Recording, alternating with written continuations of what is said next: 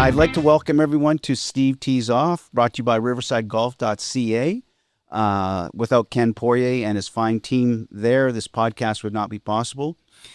Today, we have as a special guest, Carson Kallis. Welcome. Welcome, welcome, welcome. Thank you for coming. My pleasure. Thanks for inviting me. We're going with one of the Carson's name. Your name came to the forefront through the PGA of BC through my contact there.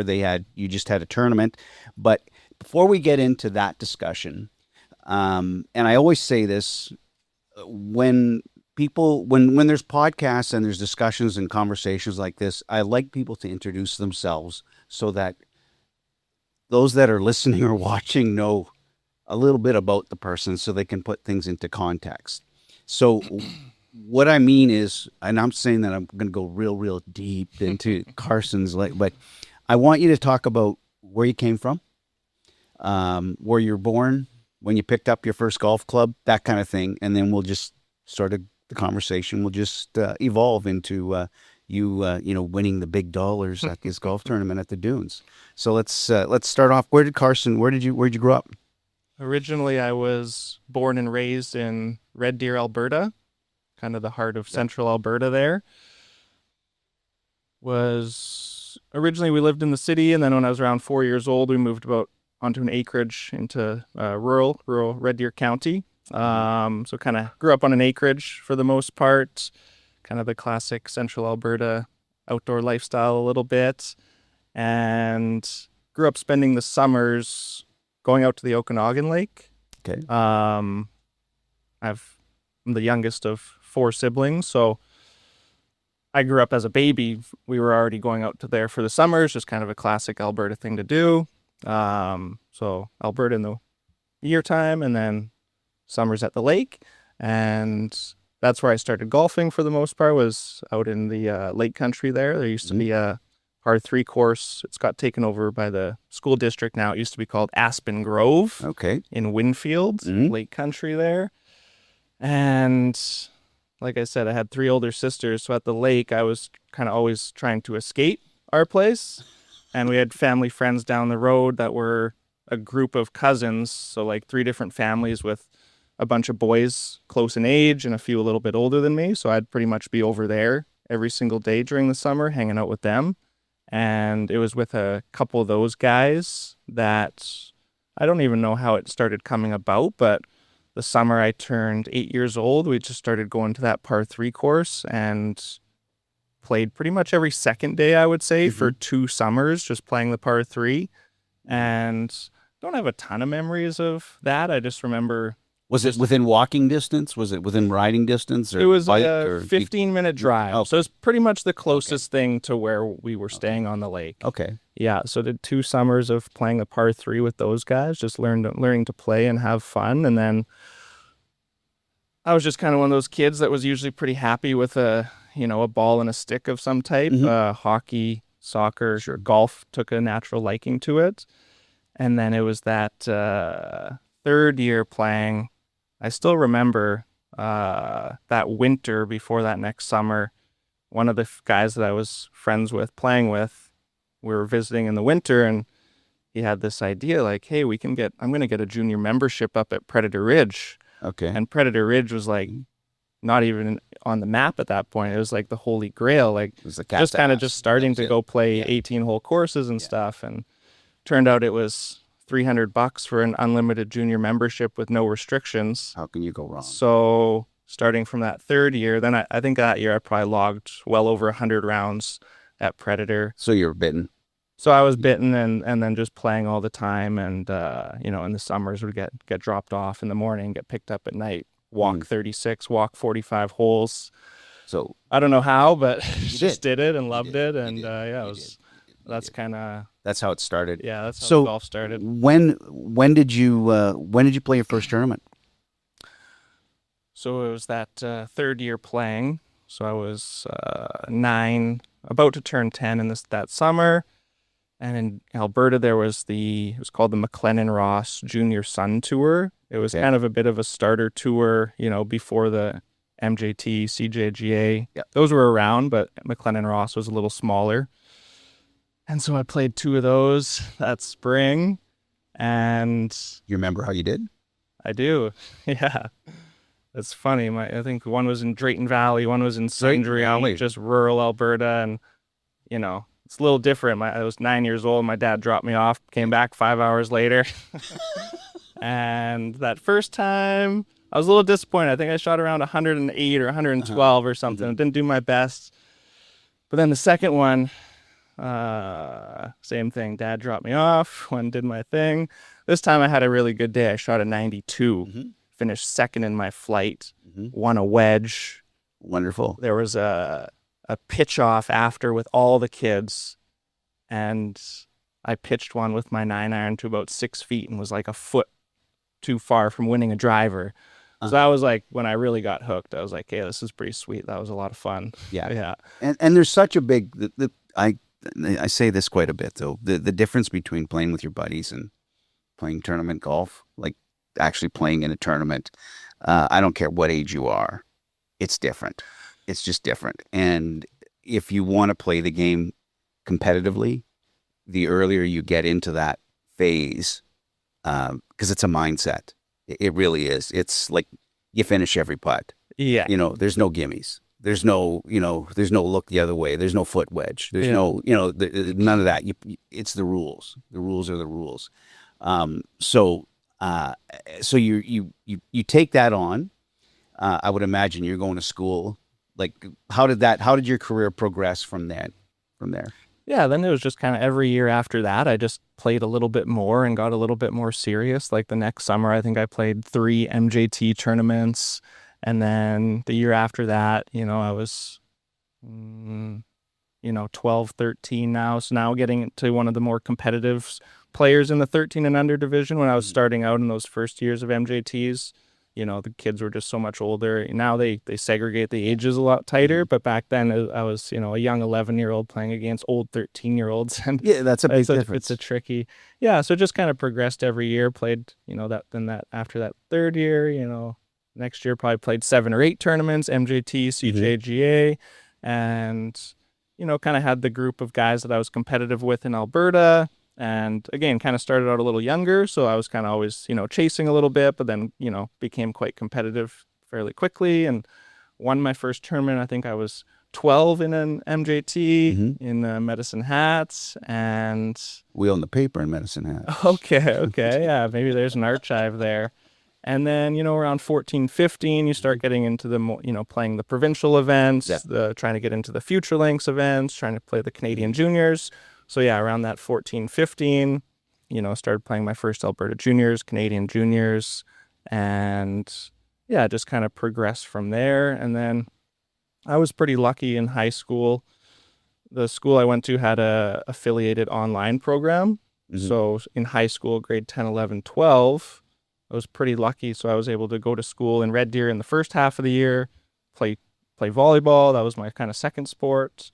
And then for the second semester, me and my parents would go down to Palm Springs because, like I said, youngest of 4 kids, so they were a little bit older, and ready to kind of have that semi-retirement. So it worked out really ideally because at that point, I was like, I can't do a full winter if I want to be really competitive and get to where I want to be.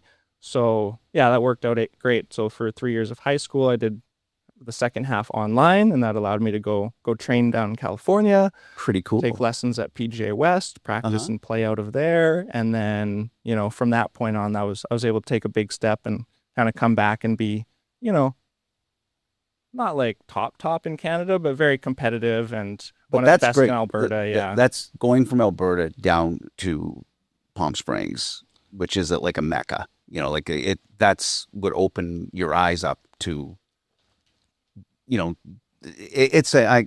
use this as an example. I remember the first time I went to Scottsdale, and I was just, and this is a long time ago, and just going and seeing how good some of these young players were at the range when we were warming up to play.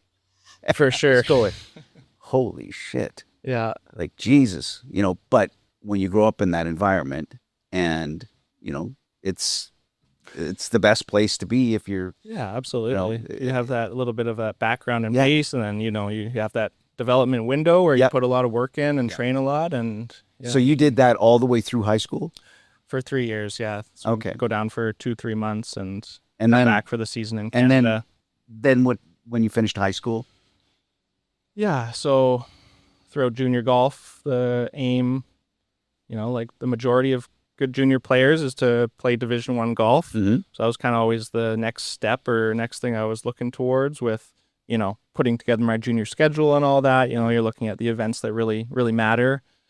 And so I had several Division I offers, and I didn't really do any marketing for myself. I didn't reach out to anywhere, but I had conversations with a number of Division I schools and had some options, and was a little undecided, but ended up getting recruited by the coach at University of Texas at Arlington. Okay. And it just seemed like a good fit. There was also 2 other Canadians that had been recruited for that year, guys I had known and played with, one guy from North Vancouver and another guy from Saskatchewan. So that was kind of settled me down and was like, okay, I can go room with these friends of mine and go to a good program. It kind of just checked all the boxes. Mm-hmm. That's a big step, a big step. Yeah. Golf is a hard enough game as it is, but when you tie in the multiple playing any sport, but golf especially at a collegiate level, and trying to maintain your studies, and playing on a team, like it's a team, it's a golf team, but it's also an individual sport too, right? It really is. It's a meritocracy, and you try. Right. What did you carry? Would you carry 6 players on the team? How many were on the team? Yeah, traveling would be 5, sometimes an individual, sometimes 6. Yeah. You're a team, but at the same time, it is a meritocracy. It's the best player. You want to be the best, obviously. And you have to, I'm always interested because I call myself a hack, and I'm a hack. But choosing, how does the coach choose who's going to play? When you're carrying, a team, you might have 6 or 7, sometimes 8, but there's only so many that can play. And what goes into that? In my experience, we had a returning senior on the team, Zach Fisher, who was one of the best players in the country. So he was automatic. He was the number 1 guy all year, no matter what. The coach was gonna stick with him no matter what, rightly deserved. And then the remaining, originals to start that lineup in the fall, I think what we did was we had like an 8 or a 10 round qualifier with all the guys. It was pretty extensive. Yeah, maybe 8 rounds or so. And, then basically just directly the results of that determined the next 4 guys to start that tournament. Mm-hmm. And I was one of those guys. I was playing decently when I got there, so I qualified for the lineup, and then had a poor performance in the first tournament, which led to then not being in the lineup for the next 3, because then basically the protocol was if you're in the lineup, if you play the tournament and you finish top 20, you're automatically in the lineup for the next tournament, or top 25 or something like that. And then, based on that, there'd be a certain amount of spots open for the next event. And you'd have another weekly qualifier with the guys who weren't still in the lineup. So it was, it was kind of constant shuffling around and purely, performance-based. And, the coach could make picks at his discretion as well, too. Mm-hmm. But yeah, that was a good learning experience right off the bat, qualifying and then struggling and then having to work my way back into the... All at the same time, trying to maintain studies. Yeah, that's probably maybe the most challenging part. And, they have resources to help you with that and stuff. But I think as a 18-year-old going off to college for your first year, maybe some guys are a little bit more disciplined than me. But for me, it was I was there more to play golf. Yes. And I'm going to do, sounds bad to say, but I'm going to probably do the minimum for school. And, academically, I was kind of lucky. School came a little bit easy to me, so I could get away with focusing mostly on golf and then, cramming and getting the academic stuff done when I needed to. And you're far enough away from home, and I don't care what anybody says. There's a certain thing that's called, when you have your parents that, you might have a mother or a father who might be cracking the whip on you. And I can tell you personally, having 4 kids and having one that went away and played hockey and you make certain assumptions. And then those assumptions, then you find out through a counselor who's supposed to be on top of, and well, he hasn't done this or he hasn't, and then you hop on a plane and find out what's going on, kind of thing. Yeah, it's but the thing is that I was talking about, this is at a high school level. At the collegiate level, nobody's sticking a gun to your head really to go to class. You know what I mean? Like, that's the first time when you go to a post-secondary education is what's unique about it, on top of your experience with the sport, is that no one makes you go to class. You don't, it's not like the professor doesn't get paid any more or any less whether or not Carson's showing up. You know what I mean? Oh, absolutely. So, like, and when you're 18 years old, it doesn't take long, especially, and I think it's more, I think it's a male thing too. It's like you go, for sure, because I know, given an opportunity, I would have preferred not to go to school. I'd rather be at the golf course. I'd rather be doing something else than being at school. And like yourself, for me, school I could get by. I didn't have to really, my grade 12 year, I really had to knuckle under for certain things, but depending on what you're studying, exactly, too, first year down there, general studies, it was, I took a business calculus course, and in high school, I got like 65% in calculus. I did this business calculus in Texas and university, and I studied for about an hour for the semester and got like 95%. So I was like, all right, this is, not sure what to do about this. That's right. Well, it is what it is. So you continue on while your collegiate career's continuing on. Are you starting to think about professional golf?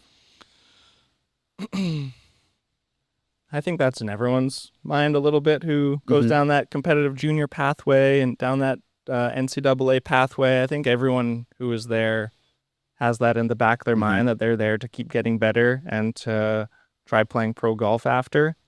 So for sure, that's kind of what my dream always was and what I felt like I was always working towards. Well, at the same time, sizing yourself up against the competition. Yeah, for sure. And it was a big step up playing Division I golf. We were a good school, like maybe ranked around 60th, but we had a good schedule. We played, Notre Dame, UCLA, San Diego State, University of Texas tournaments. So saw some of the best guys in the country and saw a bit what that level looks like. Drop some names. I was always playing as like the 5 guy, so I wasn't playing with the top guys. But it doesn't have to be. It's guys that were in that circle. Patrick Cantlay, JJ Spawn. I forget who was at Texas at that time. Carlos Ortiz was at North Texas.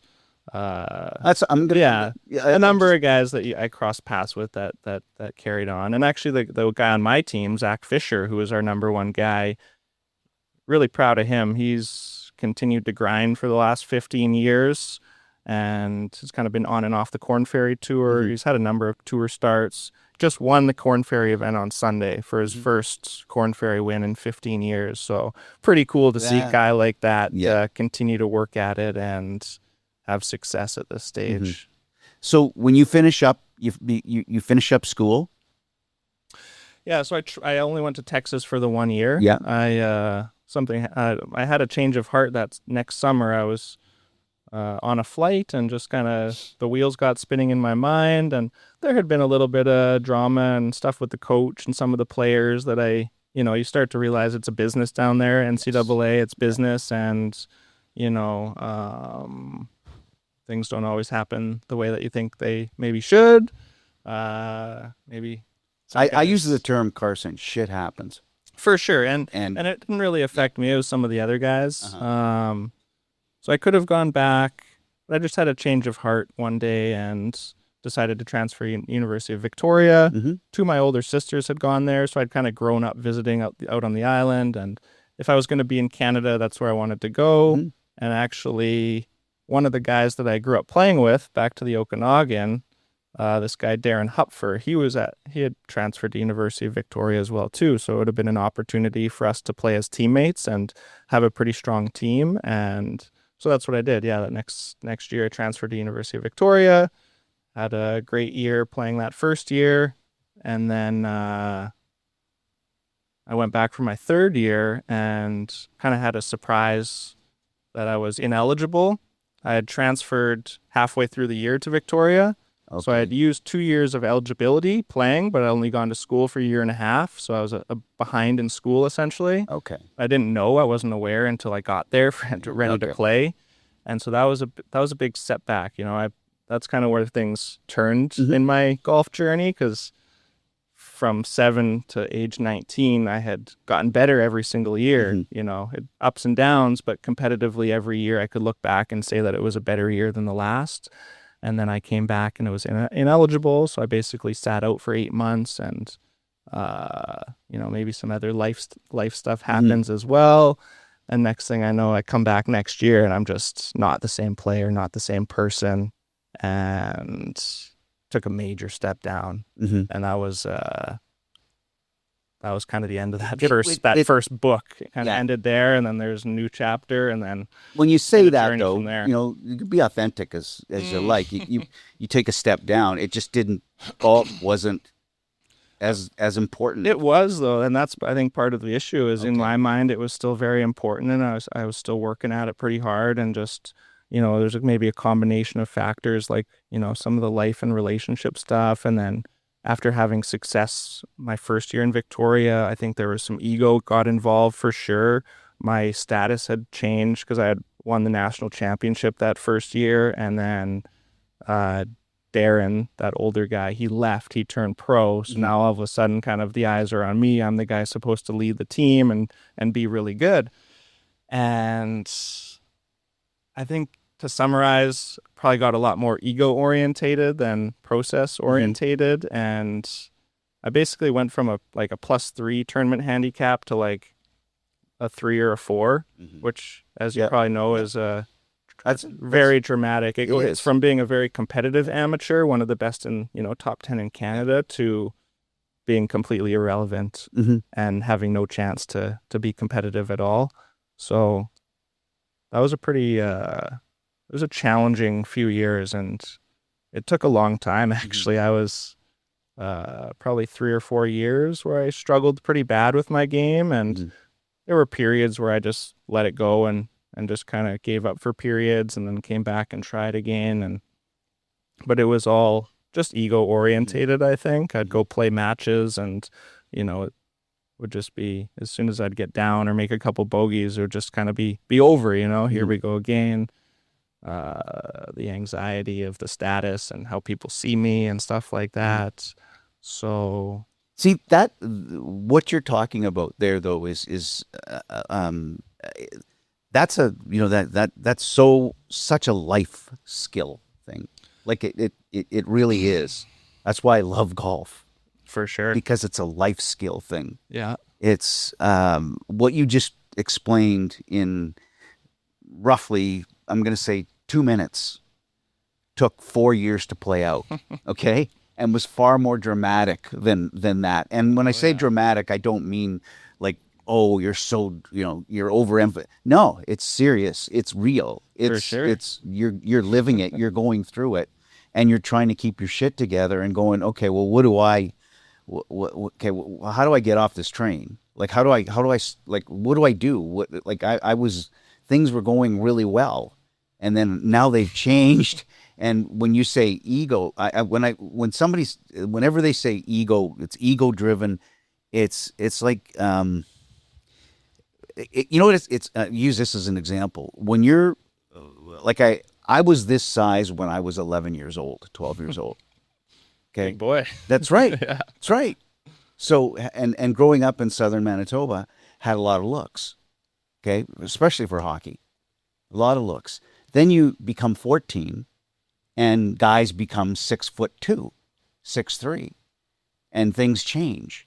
And then and during that period, it's very dramatic. It is. This image you had built up is no longer true. That's right, exactly. And if you want to maintain, now, yes, you've got the skills, you've got the skill set. You can't just be big. You have to have some.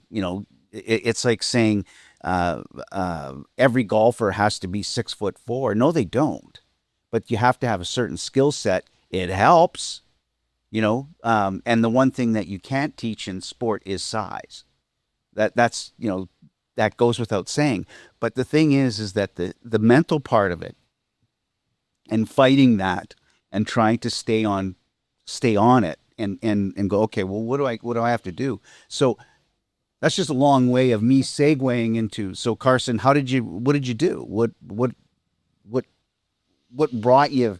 Like, obviously you have a career in golf. Okay. You could have probably made the decision, and I'm not suggesting it was in your head, to say, you know what? I don't need this. Like, this just isn't worth and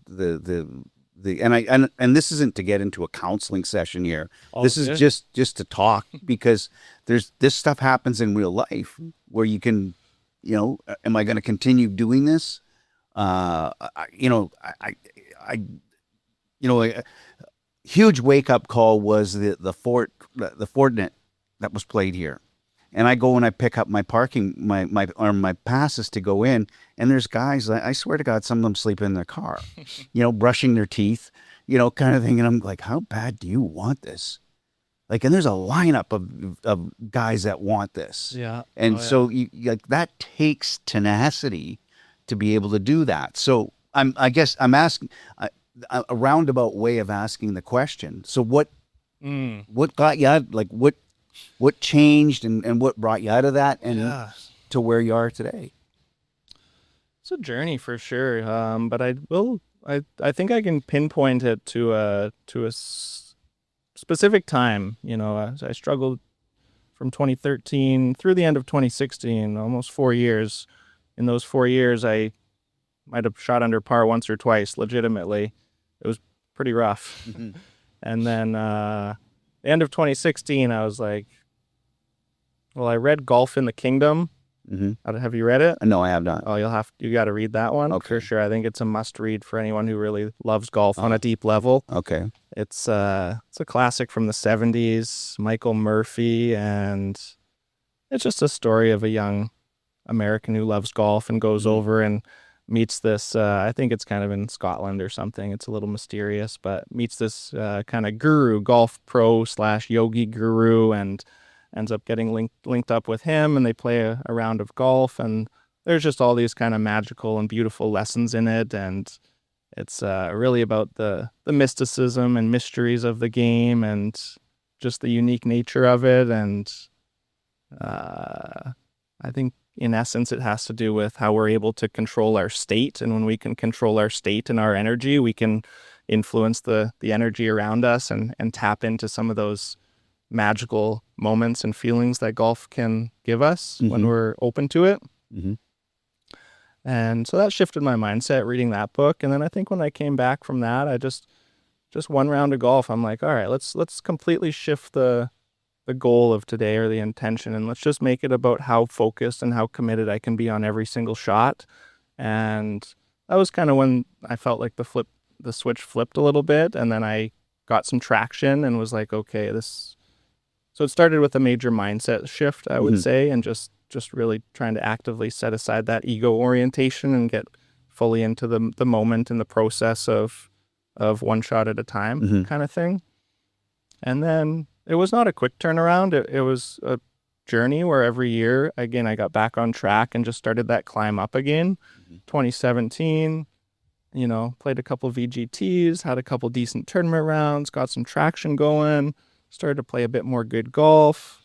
2018, I'd started working greenskeeping at this point at Bear Mountain. 2018, got back into the BC Amateur for the first time, which, literally coming from, being a good player to for a few years, I couldn't even qualify for a provincial amateur. So just getting back to that provincial amateur golf was big. And then I qualified for the Canadian Amateur. So just started to get those little moments where I was like, okay, like I'm playing okay golf. I can compete in these tournaments a little bit. I wasn't like doing exceptionally well or anything, but just getting back there were big steps for me. And then 2019, I continued getting better, had some better tournaments, better BCM, was just on the right track. Things were moving upwards. And then by the end of 2019, I was finished my third year of greenskeeping and was kind of looking for that next career step to get some fulfillment out of life and to add some value. And that's when the idea of teaching golf came into my mind. It was like, hey, you know, like that could be pretty cool, you know, if I can help someone, you know, learn some lessons or help people on their journey in golf. I think that would be pretty cool. So was that an epiphany? Was that is all of a sudden, or a little bit? I was kind of going through some life changes at the end of 2019, contemplating where I was at, and yeah, so I was kind of in a searching mode then, and then I think it was a conversation with a friend. Was like, hey, why don't you look into coaching, kind of thing, and then joined the PGA, moved out to Vancouver for 2020, and been here since. And then continued again. It has its up and down, but I still feel like I'm still on that upward trajectory. So it was like up for 15 years, down for 4 years, and then we're climbing back up again now. Well, so how long have you been at Burnaby Mountain for? Just this year. I just joined in February. Okay. And where were you before? Yeah, so I came in 2020 and got hired at Shaughnessy Country Club as an assistant pro. So that was a pretty solid place to start out as a pro, I would say. Gives you really great experience, and I think coming from a place like that, you can do a lot of things. You can go many different directions. So that was a great first 3 years of experience. Learned a lot about the industry, and you know, got to get some experience teaching, which was important as well too. You know, probably more than I expected due to COVID. You know, everyone wanted to golf and take lessons and get into it, so that was beneficial. And then after 3 years of that, I realized, okay, I think I want to focus mostly on teaching. The retail side doesn't really do it for me. So then I joined Pacific Golf Academy in Richmond. With, I think you had Sergey on here. I saw. So I spent 2 years teaching there at Pacific, and you know, teaching mostly younger kids, kind of 6 to 12 mostly. And yeah, I got to see a new environment, right? New blossoming competitive junior scene we got here in Vancouver, which is huge. It's massive. It's ridiculous how popular and how big it is, and how competitive these kids are getting pretty young. It's crazy. It's absolutely crazy. Yeah. It's crazy. It is, for sure. Well, we had different than when I was a junior, that's for sure. You know, I had Maxim McKenzie on here with Luke. Nice. And you know, you're +6. What are you 60? Yeah, he's just. He is going to come back on again. With wonderful. Him and his dad are like good just guys, stellar. Like, and that's the one thing. Everyone that sits on that couch there, they're good people. That's the thing I love about golf. And I'm not suggesting that in the media business that I'm in, they're bad people. I'm just saying that for the most part, they're good, solid people and I don't know what it is. I like, why do you play a game where you call yourself on, like, you're your own referee is what you are in essence. You are like, and if you're cheating on the golf course, I say this all the time. Like, if you tell me that you're a 2 handicap and I watch you swing, I can tell. I'm gonna tell you right now, you're not a 2 handicap. Okay, you know what I mean? There's different levels to it for sure. Yeah. And like you said, when I don't think you don't get that validation as a player until you do it in tournaments. That's right. You sign your name beside that number, right? That's right. Yeah. That's right. And you'll be found out real quick. Like, absolutely. real quick. And playing, like, and I like anything though, when you get to a certain level, you got to go with and I don't mean this it's the big boys or the big girls. You put your big boy pants on, and you got to go compete with the top talent. And when you see how good and actually the earlier that you can be exposed to that, the better, I believe. And that's not to discourage you. It's do you have it like that mindset that goes, okay, well, I can get better. I got to get better. If I want to continue down this path, there's certain things that I have to do. And those are things that a lot of people young kids don't want to do.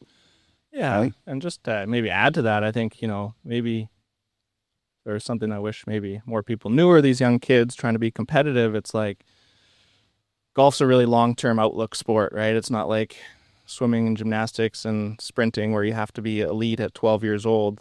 So I think, like you said, if you can get a kid or a person that, finishes near the bottom in a tournament, but can see like, okay, this is what I have to do next, right? Rather than being like, oh, I'm never going to be that good. Right. I think that's the one thing, because we're seeing those junior tournaments. I did see a little bit of, kids being down on themselves for not performing, and they're only 9 years old. It's like, look, buddy, you're like so far ahead of where I was at that age. Like, you're doing awesome. Just keep going and keep having fun, and like you'll catch up to these guys. Like, the field evens out, especially in golf, I think. So just now what you're saying is relatable to coaching.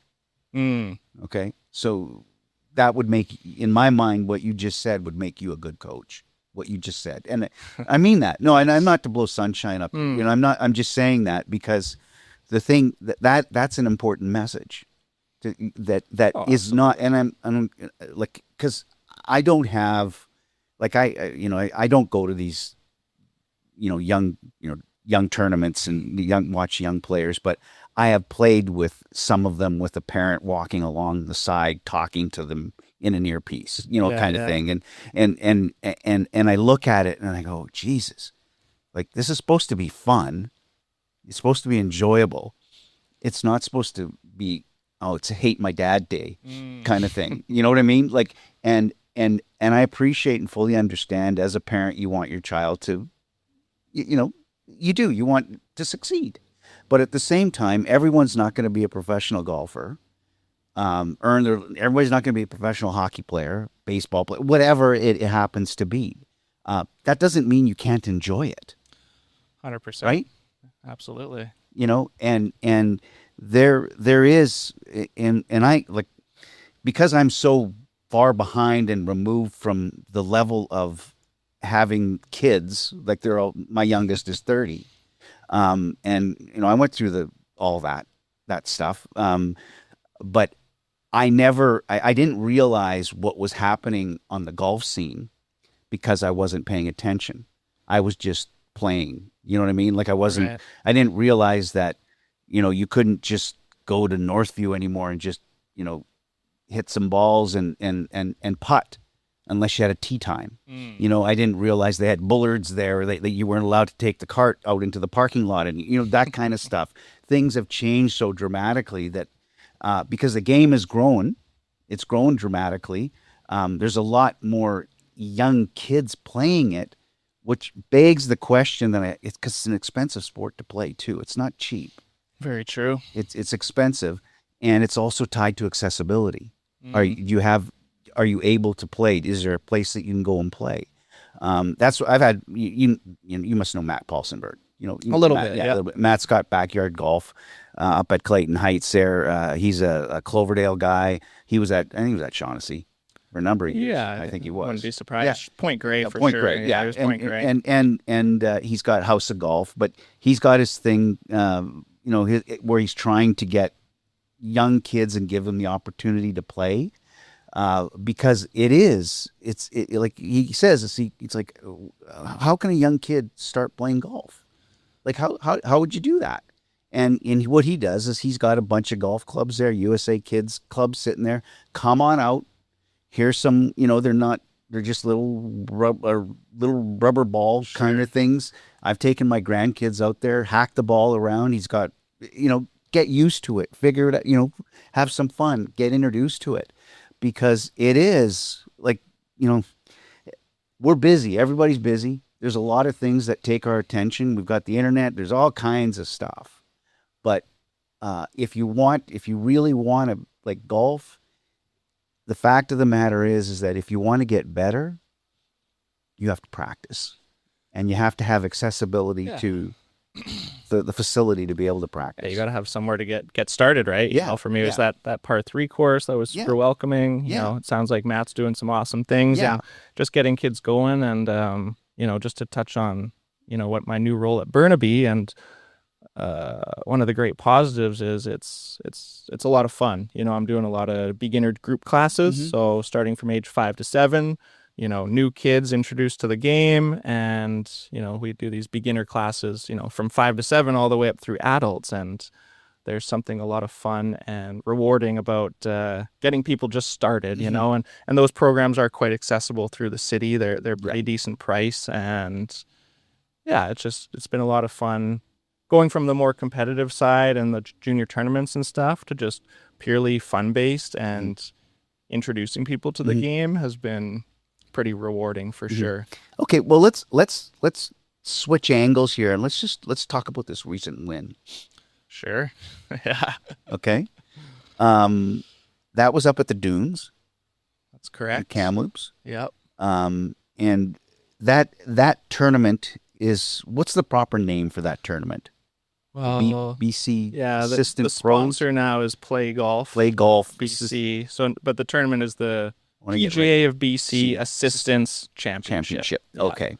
At the Dunes, and it's held annually. Annually, yeah. Yeah. And you won. I did, yeah, somehow. Now, I've been accused at many times of and we're not going to go hole by hole. Sure. But just tell me about those couple of days and what came together. It's very interesting. I think I learned some interesting lessons and learned some things about me, and maybe disproved a couple of things to myself about what I should do to play good golf. But starting out, it was just a really enjoyable 3 days. I did the road trip there with a buddy of mine, another golf pro, and then we got there and had a really fun practice round with, played a match against the 3-time champ there, Stephen LaCure, and another guy, Nigel Sinnott. And me and Kyle, we got our butts kicked in the practice round. I think that Stephen and Nigel went about 8 or 9 under on the back nine. So we just had a really enjoyable, fun practice round, made a bunch of birdies, and had a lot of fun with some good guys. And then had a nice, enjoyable dinner as well. And, we were staying downtown and just really enjoyed the area where we were, enjoyed the golf course. So that was the main thing, is I was just in a good place, enjoying the trip, enjoying the golf course and the company. And my whole mindset going in was kind of anti-expectations, or, maybe not to get too deep, but the Buddhist principle of non-attachment was kind of my number one focus. Of just, I've played so many tournaments where things happen and you get result orientated, and it gets really hard to perform, and you can get down on yourself if things don't go well, and it just leads to less enjoyment, right? So my main thing was I want to really enjoy my time here, and by not attaching myself to the results, I can free myself up to play fearless and play free no matter what happens. And so kind of right from the start, it got off to a good start. Very first hole, my ball was right on top of a ridge. It could have funneled down to tap in, but it didn't. But the other guy was putting from 20 feet behind me, so he trickled his ball. It's pretty much stopped at my coin, and he made the putt. So I basically just had to tap my ball, and it followed the same line. Had a nice little birdie to start. I was like, okay, that's a funny start. Birdie 2 putt, and then hole 3, hit a great drive, and then actually I was thinking about it. I had about a 75-yard wedge shot, and this year I've been struggling with my wedges and short game a bit, and kind of started to find something, and was able to hit that wedge on 3 to about 4 feet and make birdie so that was like kind of a key shot. I was like, okay, that was a good wedge shot. That's the part that I've been struggling with. Let's see if we can keep it going. And then just kept making good swings.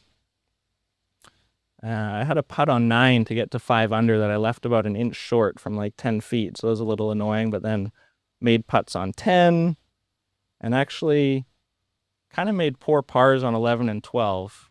I was just greenside on 11, didn't get up and down, then 3-putted 12 for par, and then was able to birdie 14. And then actually that first round, I was, I knew I had a good round going. I was 6 under, really want to finish strong, but made it dicey. I had to get up and down on the last 3 holes, 2 from the sand. So finished that round off with some really good saves, which was felt really good to cap it off. And then round 2, I was 1 stroke back of Jordan Irwin, who's, I know his name from Alberta. He's, I think, 6 years older than me, but had a really strong reputation in Alberta. Won in college, won big tournaments, Pacific Coast Am, stuff like that. He was really good. So I knew I was up against a good player, someone who was probably had a little more repertoire than me. But yeah, I just wanted to go out and play fearless and not worry about the results. And hole 1 got off to a really shaky start. I hit my drive in the right dunes and had to lie on one of the downslopes of the dunes. It was wet, so normally they kick off to the sides, but it was wet, so my ball stayed right on the downslope, right into the grain of wet rough. I just was like, this is going to be really, really hard. And I tried to hit this pitching wedge, and I don't know if I topped it or what, but the ball went about 10 yards on the first hole, so I was like, oh boy, here we go. This is going to be a challenge. And I'm still on a side slope, and then I was able to make a good bogey and then birdie 2, and then made another shaky bogey on 3, where I chunked it in the bunker. So I was 1 over through 3, and Jordan was 2 under through 3, so I was 4 back right off the get-go. Kind of starting to think, okay, maybe it's not my day, but since I had that resolve of being non-attached, I was okay with that. I was able to just keep playing and be like, you know what, I'm just going to play my best no matter what, and see what happens, and just try to be proud of how I compete. And then he made a bogey. I birdied 7 to get 2 back. I birdied 9 as well to get 1 back on that going into 10. So I was like, all right, here we go. Let's just keep going. And then kind of just continued that stretch. I had a tap in birdie on 10, made a 10-footer on 11 to take the lead for the first time. And then when you took it, did you think? Were you thinking? I wasn't really thinking too much. Still, I was just enjoying. I was rolling. I was on a bit of a heater. The putts were falling, and so I have this mindset from when I was younger, and try to install it now, where I just try to just keep thinking forward, and then when I'm playing really well, I feel like I'm on this almost like a military march. I just keep marching forward. Are you a scoreboard watcher? We had the scoreboard there, so it's, you know where you're at. And when it's a group, I typically have a sense of where everyone's at. But not obsessively. Not obsessively, yeah. And then, we both parred 12. 13 was a really tough par 3 into the wind. I made a great up and down from short right, just pitched it beautifully, made a good 4-footer. And then 14's at par 4. So I'm 1 up, straight into the wind. I hit a beautiful driver to about 10 feet, and then I'm like, all right, here we go.